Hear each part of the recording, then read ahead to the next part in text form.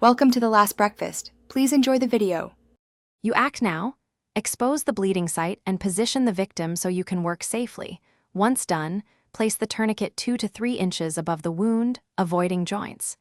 You will secure the strap and start tightening immediately. Tighten firmly until arterial bleeding stops. You should see reduced flow and pale distal skin.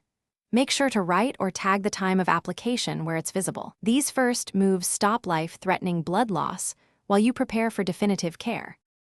Once the tourniquet is tightened and bleeding has ceased, secure the windlass or tightening mechanism so it cannot unwind. This prevents catastrophic rebleeding.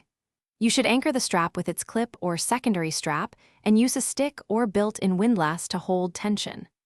Monitor the limb for distal pulses, skin color, and worsening pain. Note that absence of pulse confirms sufficient pressure. Make sure to communicate the time applied to responders and avoid intermittent loosening. Leave it until you prepare for transfer.